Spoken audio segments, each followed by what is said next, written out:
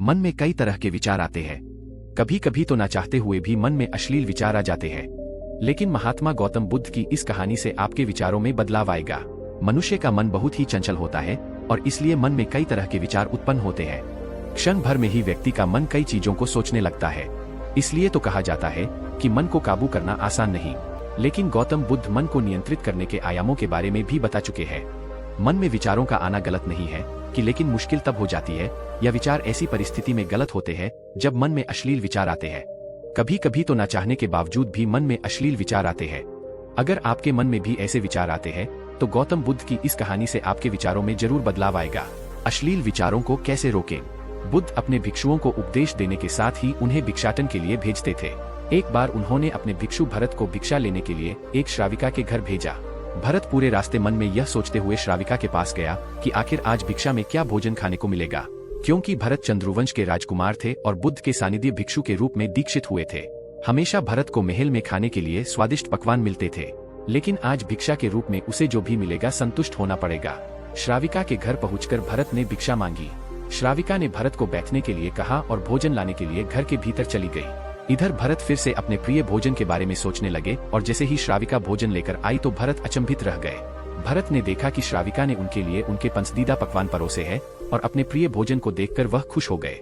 भोजन ग्रहण करते हुए भी भरत सोच रहे थे कि महल में तो उन्हें भोजन के बाद विश्राम करने की आदत है, लेकिन आज उन्हें भोजन के बाद वापस तेज धूप में चलकर आश्रम जाना होगा।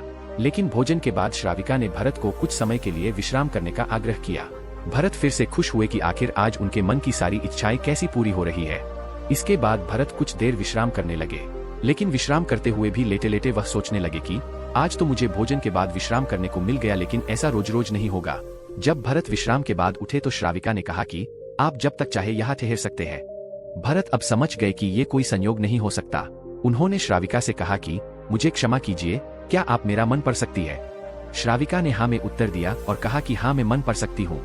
शुरू में यह कठिन था, लेकिन फिर मैंने स्वयं के मन विचारों को देखना शुरू किया।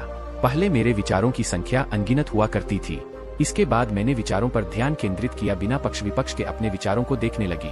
इस तरह से धीरे धीरे मेरे मन में विचारों की संख्या कम होती गई और सारे व्यर्थ विचार दूर हो गए। इसके बाद से ही मैं दूसरों के मन में चल रहे विचार को पढ़ लेती हूँ। हालांकि श्राविका की बात सुनकर भरत घबरा गए। इसके बाद भरत ने श्राविका से आज्ञा ली और आश्रम के लिए निकल पड़े। रास्ते में भी भरत फिर से मन में आए विचारों का स्मरण करने लगे कि श्राविका के बारे में उसके मन में अश्लील विचार भी आए थे। श्राविका ने उसे भी जान लिया होगा, वह मेरे बारे में क्या सोचती होगी। भरत खुद को लज्जित महसूस कर रहे थे। भरत ने आश्रम पहुंचकर गौतम बुद्ध से कहा कि अब मैं कभी भिक्षाटन के लिए नहीं जाऊंगा। बुद्ध ने भरत को पास बुलाया और कहा कि क्या हुआ है, तुम मुझे सारी व्यथा बताओ। भरत ने सारी बातें बुद्ध को बताई। इसके बाद बुद्ध ने कहा कि अगले एक हफ्ते तक तुम भिक्षाटन के लिए उसी श्राविका के घर पर जाओगे, लेकिन तुम्हें इस बात का ध्यान रखना होगा कि कल भिक्षाटन के लिए जाते हुए तुम अपने चित्त को पूरे होश में रखना। तुम्हारे भीतर क्या विचार उठे उन पर ध्यान केंद्रित करना और यह भी ध्यान रखना कि तुम्हारे मन में कौन सी वासना उठ रही है। तुम कल इन सभी चीजों को ध्यान में रखकर जाना और इसके बाद मुझे वापस आकर बताना। अगले दिन भरत भिक्षाटन के लिए गए। बुद्ध के बताए अनुसार वह पूरे रास्ते अपने होश को जागृत रखते हुए चल रहे थे। जब श्राविका का घर आया तो भरत ने भिक्षा मांगी। उसके भीतर कोई वासना नहीं थी और न ही कोई विचार उत्पन्न हो रहे थे, क्योंकि उसने अपने मन को पूरी तरह जागृत रखा था। भरत ने भिक्षा ली और आश्रम चला गया। भरत ने बुद्ध को प्रणाम किया और कहा कि आज उसे जिस आनंद की अनुभूति हुई वह पहले कभी नहीं हुई।